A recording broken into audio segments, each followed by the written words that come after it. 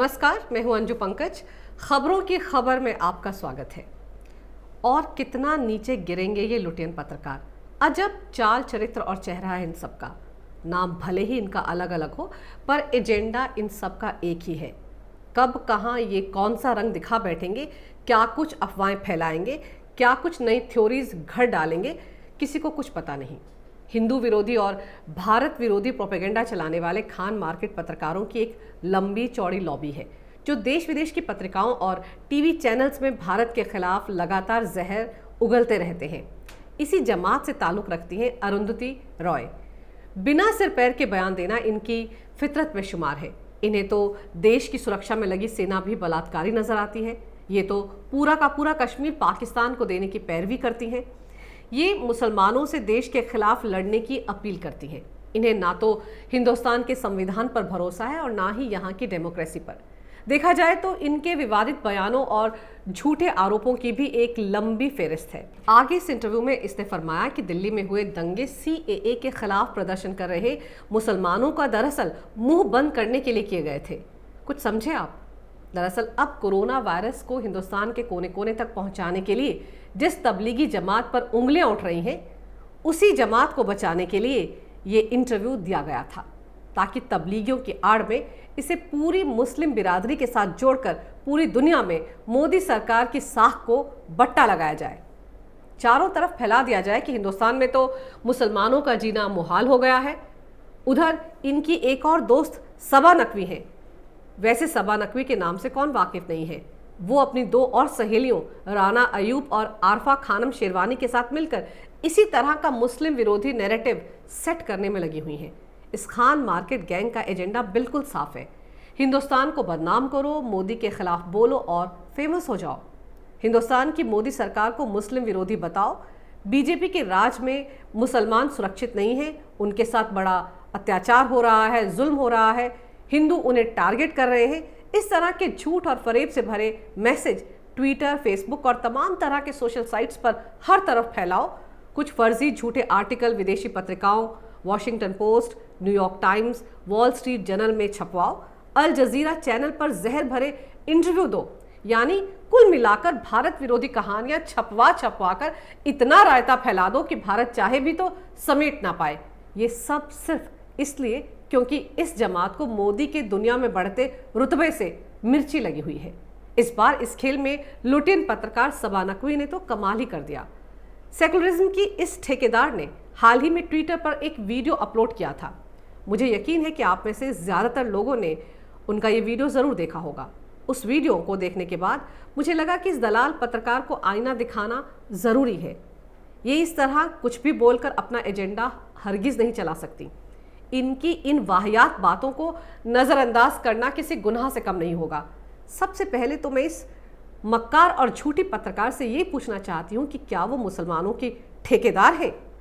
किसने उन्हें इस तरह का अधिकार दिया कि वो हमारे देश की जिम्मेदार और बेहद सम्माननीय हस्तियों का नाम अपने देश विरोधी एजेंडे के लिए इस्तेमाल करें?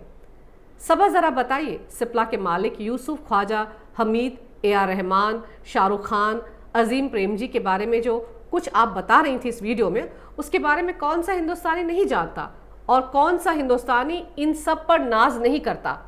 ये सब हमारे देश के नगीने हैं। इनकी चमक हिंदुस्तान की चमक को चार चांद लगाती है। पर आप इनका यहाँ पर जिक्र आखिर क्यों कर रही थी? इन सब की कामयाबियों की फेहरिस्त सबा उतनी ही लंबी है जितनी कि आपकी फेक न्यूज़ की। इन्होंने अपने देश के लिए जो दान दिया या मदद की, उसका आपके एजेंडे से कोई लेना देना नहीं है। इन सब के लिए देश सबसे पहले है, यानी राष्ट्र सर्वोपरि है। इनका लुटेन पत्रकारों की तरह कोई देश विरोधी एजेंडा नहीं है। आप तो बहुत सेकुलर हैं, लेकिन आप सिर्फ मुसलमानों की बात करती हैं। क्या हुआ? तबलीगी जमात के बारे में बात करने से आप इतना डरती क्यों हैं? जिस जमात ने पूरे देश को मुसीबत में डाल दिया, उनकी भी तो बात कीजिए। समस्या यहाँ है और आप उन हस्तियों का नाम जप रही हैं जिनका इस मुसीबत से दूर दूर तक कोई लेना देना नहीं है। वो क्या कहते हैं, बगल में छोरा, गांव में ढिंडोरा। समस्या ठीक आपकी नज़रों के सामने है, पर आपको ना ये समस्या दिखती है ना इसकी जड़। दिखता है तो बस मोदी विरोध और देश विरोध का एजेंडा। आप जैसे दोगले पत्रकारों से ये जानना चाहती हूँ कि निजामुद्दीन की मस्जिद में मरकज से निकले सारे जमाती क्या आपको इनोसेंट नजर आते हैं?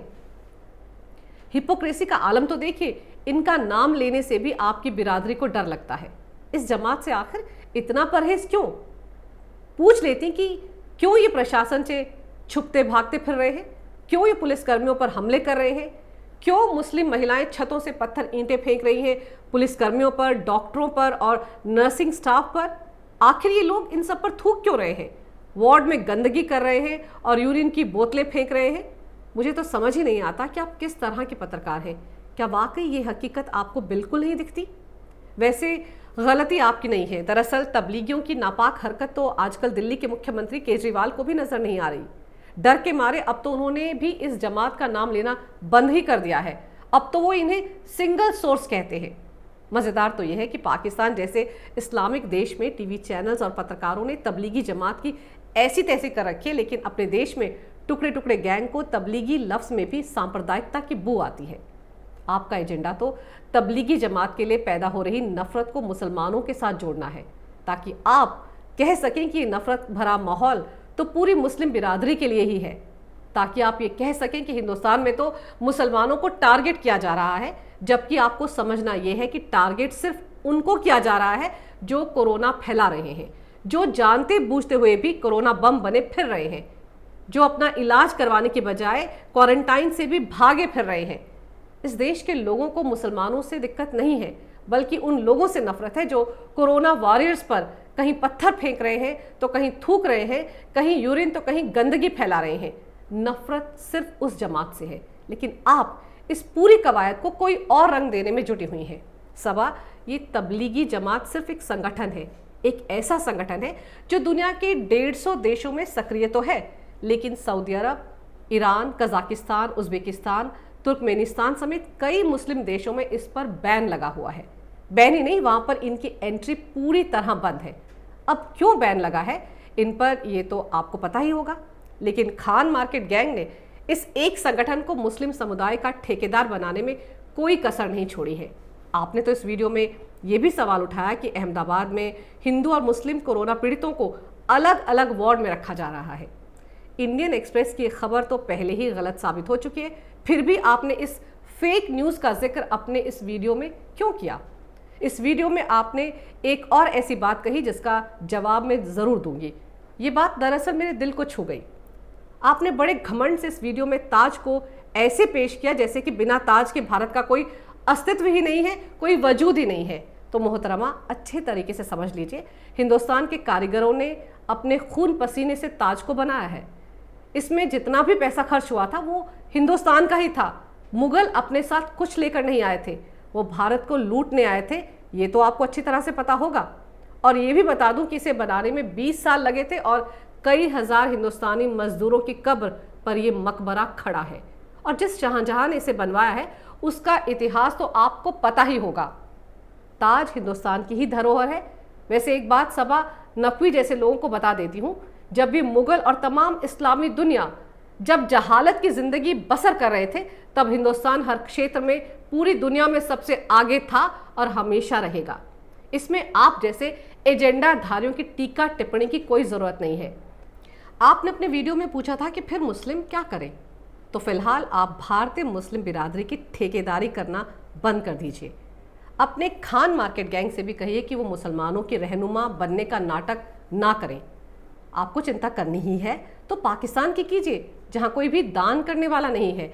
भीख का कटोरा हाथ में लिए इमरान खान दर दर भटक रहे हैं, थोड़ी उनकी मदद कर दीजिए। आपका एजेंडा वहां के लिए एकदम फिट है। लेकिन भारत की हकीकत यह है कि लुटेन पत्रकार अपनी हरकतों से ना सिर्फ देश को नुकसान पहुंचा रहे हैं, बल्कि भारतीय मुसलमानों के हितों को भी नुकसान पहुंचा रहे हैं।